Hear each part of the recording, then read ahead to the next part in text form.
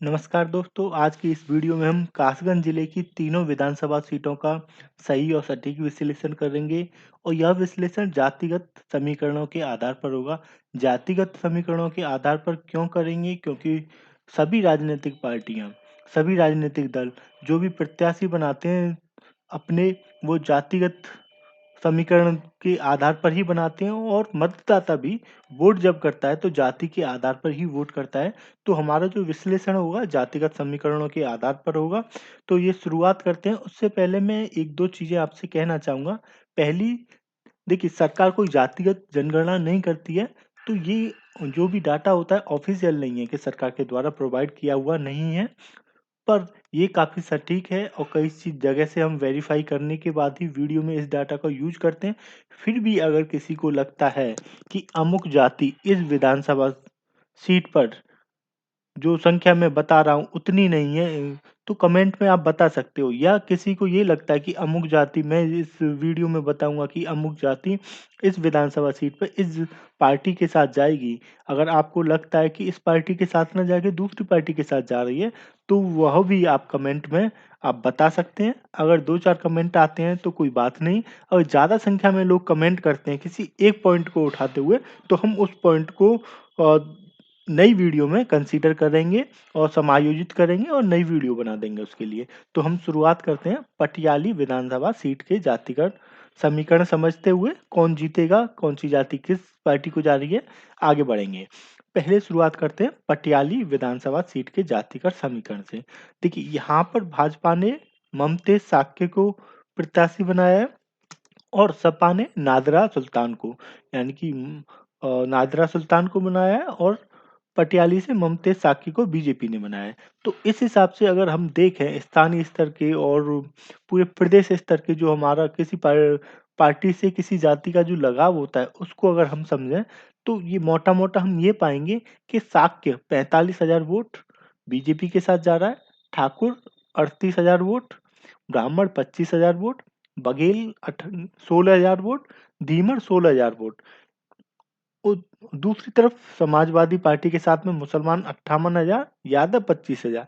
तीसरी तरफ बहन मायावती के साथ में 48,000 जाटव वोट बैंक।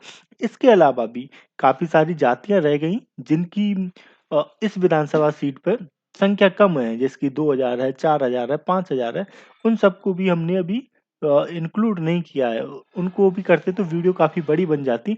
पर मोटा मोटा मान है उनमें भी बीजेपी का ही पलड़ा भारी होता है। जो संख्या छोटी जाति हैं, छोटी जाति मतलब संख्या में छोटी हैं, किसी विधानसभा सीट पर इनकी संख्या कम होती है, वो बीजेपी के साथ ही वोट ज्यादा करेंगी। मतलब अगर उन दोनों तुलना करें सपा से, तो अगर इसको मोटा मोटा मान के चलें तो क्या समीकरण बनेंगे? इसके हिसाब से समीकरण सीधे सीधे दिख रहे हैं आपको, कि भाजपा के प्रत्याशी को 30 करीबन 1.25 से 1.5 लाख के बीच में वोट है, वो मिल सकता है। वोट मिलेगा नहीं। जब हम यहाँ 1.25 या 1.5 लाख बोलते हैं तो इसका मतलब ये है कि इस जाति की टोटल वोट 1.25 या 1.5 लाख है। जब वोट डलेगा, जब भी वोट डलता है तो पूरा वोट नहीं डलता है। जैसे 100 लोग हैं तो उसमें से 60 लोग ही वोट डालते हैं, यानी कि मतदान का प्रतिशत कितना रहता है, 60% रहता है, 65% रहता है, उसी हिसाब से वोट मिलेंगे। पर हम कैलकुलेशन तो मोटा मोटा कर रहे हैं, उस हिसाब से 1.25 1.5 लाख वोट तो बीजेपी की तरफ जाता हुआ दिख रहा है। दूसरी तरफ 80,000 के करीबन का वोट सपा के साथ जाता दिख रहा है। तो इसमें जो अंतर है, अंतर काफी ज्यादा है बीजेपी और सपा में। तो ये सीट जो है क्लियर आराम से बीजेपी जीत जाएगी, इसमें कोई ज्यादा फाइट नहीं है। अगर हम पिछले विधानसभा चुनाव का देखें, पिछले विधानसभा चुनाव जो 2017 में हुए थे पटियाली विधानसभा सीट से, तो उस समय भी ममतेज साकी ही प्रत्याशी थी, प्रत्याशी थे भाजपा के, जिन्होंने 72,000 वोट प्राप्त किए और सपा को 68,000 वोट प्राप्त हुए। तो फाइट काफी टाइट थी पिछली बार। तो हो सकता है जो बाकी जातियां बची हुई हैं वो सपा के साथ जाएं। अगर वो सपा के साथ जाते हैं तो थोड़ा समीकरण बदल सकता है, पर इतना नहीं बदलेगा कि सपा जीत जाए, बीजेपी हार जाए इस सीट से। इससे पहले 2012 में यहाँ से सपा के कैंडिडेट जीते थे। 2012 में बीजेपी कहीं पिक्चर में नहीं होती थी। 2014 से एकदम एक एक तेज़ी आई है वोट प्रतिशत में बीजेपी के में। तो 2012 में यूपी के चुनावों में बीजेपी टक्कर में नहीं होती थी। एसपी, बीएसपी टक्कर में होती थी। इस वजह से यहाँ बीजेपी आपको कहीं दिख नहीं रही होगी। तो इसमें अगर हम अपना विश्लेषण करके बताएँ तो इस सीट से बीजेपी जीत रही है। हम दूसरी विधानसभा सीट का बात करते हैं, अमापुर विधानसभा सीट का। यहाँ के जातिगत जो समीकरण हैं वो क्या कहते हैं? देखिए, लोधी राजपूत 58,000, ठाकुर 30,000, ब्राह्मण 20,000 ये बीजेपी के साथ जाएँगे। सपा के साथ साक्य 40,000, मुसलमान 40,000, यादव 20,000 जाएँगे। बसपा के साथ जाटव 30,000 और जो अन्य हैं, अन्य किसी के साथ में भी जा सकते हैं और ज़्यादा उम्मीद ये की जाती है कि ये ब बीजेपी के साथ ज़्यादा जाएँगे। अगर सपा के साथ ज़्यादा चले गए तो सपा सीट निकाल लेगी। अगर बीजेपी के साथ चले गए तो बीजेपी निकाल लेगी। पर इन मुख्य-मुख्य जातियों के आधार पर देखें हम तो क्या समीकरण बनते हैं? बीजेपी 1,08,000 के करीबन वोट बन रहे हैं और सपा के बन रहे हैं 1,00,000 मतलब टक्कर ज़्यादा आसान नहीं है बीजेपी के लिए मतलब आसानी से नहीं जीत पाएगी, फाइट है, टाइट फाइट है यहाँ पर। जो अन्य हैं, अन्य अगर सपा के साथ चले गए तो सपा के जीतने की उम्मीद बढ़ जाएगी।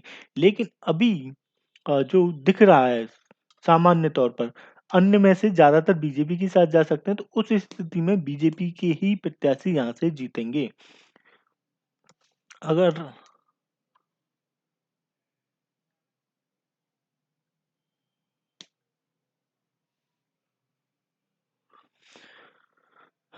अम्मापुर से पिछली बार बीजेपी के प्रत्याशी जीते थे, 85,000 वोट प्राप्त किए थे।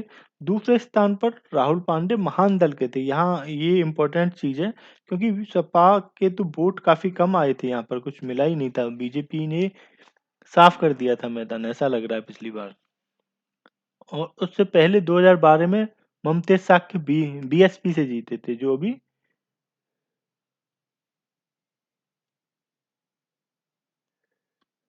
बीजेपी से दूसरी सीट से चुनाव लड़ रहे हैं।